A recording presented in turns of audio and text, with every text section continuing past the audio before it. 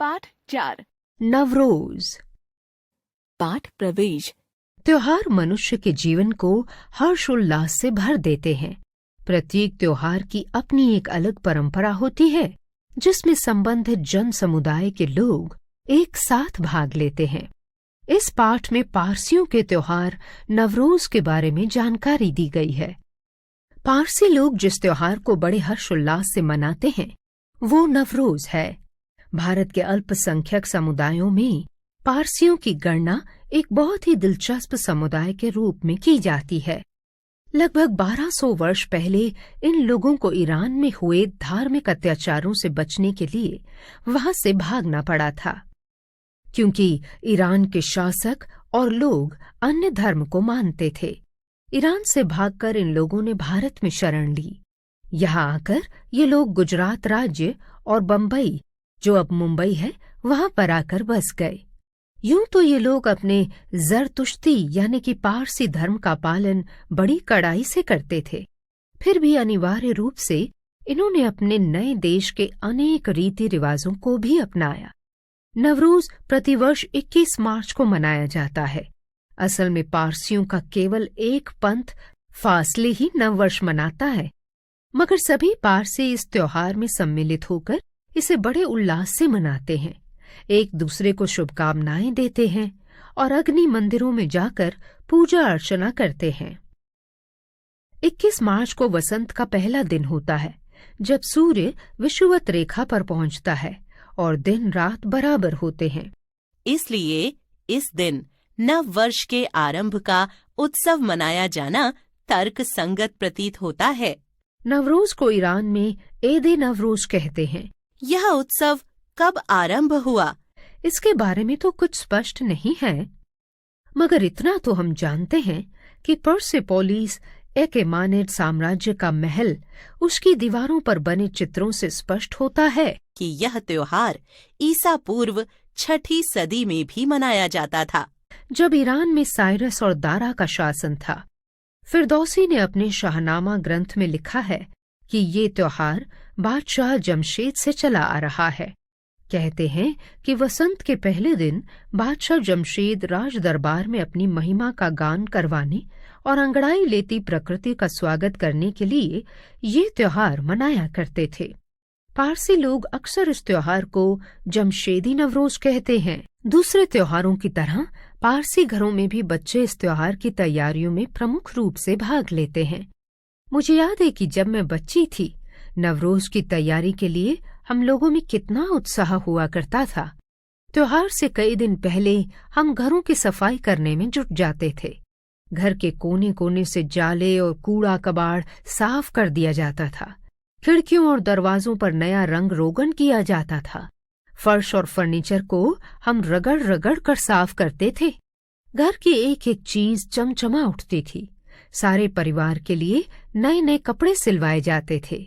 घर की स्त्रियों के लिए बढ़िया बेल बूटों वाली सुंदर साड़ियां खरीदी जाती थीं और बच्चों को नई पोशाकें और सूट मिलते थे। पारसी मांसाहारी होते हैं, इसलिए त्योहार के कई दिन पहले ही मेरी माताजी बाजार जाकर मुर्गे, मछली, नारियल, मसालों और फलों आदि के लिए ऑर्डर दे आती थीं। इसके अलावा फूल मालाएं बेचने वालों की दुकानों पर जाकर गुलाब और चमेली जूही के हारों का ऑर्डर भी दे दिया जाता था। नवरोज के दिन हर घर को सुंदर हारों और फूलों से खूब सजाया जाता है। इस दिन घर के सब लोग सवेरे उठकर स्नान करके नए नए कपड़े धारण करते हैं। सारे घर को झाड़ बुहार कर साफ स्वच्छ पानी से धोया जाता था। उसके बाद हम बच्चे घर की सीढ़ियों और दहलीज को खड़ियां और तरह तरह के रंगों से सजाने में जुट जाते थे। डिजाइन हम हाथ से नहीं बल्कि टीन के ऐसे सांचों से बनाते थे जिनमें छिद्र हुआ करते थे। इन सांचों से ज्यामितीय आकृतियां या मछलियों, पक्षियों, मोरों, तितलियों या सितारों के डिजाइन बनाए जाते थे। घर के बड़े लोग कीलें वगैरह ठोक देते थे और उन पर हम फूलों के हार टांगने जाते थे। इसके अलावा घर के सब फूलदानों में और अक्सर पानी के जगों में भी ताजे फूल सजा दिए जाते थे। बस हवा का हल्का सा भी झोंका आता तो सारा घर फूलों की महक से भर उठता था, जो वसंत के आगमन का प्रतीक हैं। पारसियों के सभी त्योहारों में खान पान का बड़ा महत्व है। पहली चीज सूजी, दूध और चीनी डालकर बनाई जाती है, जिसे रवा कहते हैं। इसे इतना उटाया जाता है कि ये मोटी मलाई सी बन जाती है। फिर इसमें गुलाब जल छिड़ककर इसके ऊपर जायफल डाला जाता है। रवा कांच की बेल बूटेदार तश्तरियों में परोसते हैं और ऊपर भुने हुए बादाम और किशमिश डालकर इसे सजाया जाता है। रवा की तश्तरियां साफ सुथरे नैपकिन से ढककर दूसरे परिवारों में भी उपहार स्वरूप भेजी जाती हैं। दूसरा व्यंजन है सेवई, जिसे चीनी की चाशनी में पकाया जाता है और ऊपर बादाम और किशमिश डालकर सजाया जाता है। सुबह नाश्ता करने के बाद सारा परिवार निकट के अग्नि मंदिर में जाता है, जहां पुरोहित जश्न यानी कि धन्यवाद ज्ञापन के लिए प्रार्थना करते हैं। सब लोग नए वस्त्र पहनकर जाते हैं और पवित्र अग्नि में चंदन की लकड़ी से आहुति देते हैं। पारसी लोग जब प्रार्थना करते हैं या मंदिर में जाते हैं तो सिर ढककर रखते हैं। बच्चे सिर पर सुनहरी या रुपहली किमखाब की छोटी छोटी गोल टोपियां पहनते हैं। पुरुष काली मखमल की टोपियां पहनते हैं और महिलाएं अन्य भारतीय स्त्रियों की तरह सिर पर साड़ी का पल्लू रख लेती हैं। प्रार्थना के बाद सब लोग गले मिलकर एक दूसरे को साल मुबारक कहते हैं। घर में दिन भर आने जाने वालों का तांता लगा रहता है। घर आए अतिथि के आगे मिठाई और फलूदे का गिलास रखा जाता है। फलूदा एक खास किस्म की सेवई पकाकर तैयार किया जाता है, जिसमें गुलाब जल तथा दूध होता है और इसे खूब ठंडा करके परोसते हैं।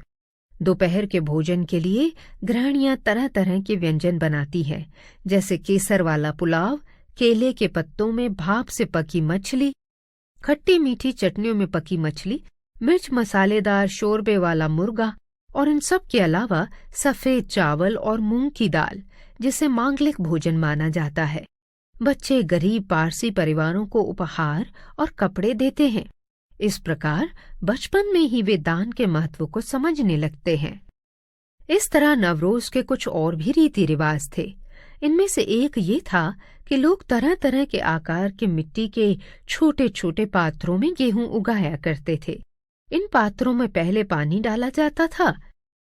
मिट्टी जब पानी को सोख लेती थी, तब उसमें गेहूं के बीज बो दिए जाते थे और उसे धूप में रख दिया जाता था। बीच बीच में उन पात्रों में पानी डालते रहते थे। इस तरह नवरोज के पहले दिन तक गेहूं के पौधे बर्तन के किनारे से करीब 7 इंच ऊपर उठाते थे। इन हरे पौधों को बराबर की लंबाई में काट लिया जाता था। फिर इन्हें सारे घर में मेजों, खिड़कियों की सिलों और ताकों पर रखने का रिवाज था। परिवार के प्रत्येक सदस्य के लिए एक बर्तन रखा जाता था, जो कि नए जीवन और विकास का प्रतीक माना जाता था।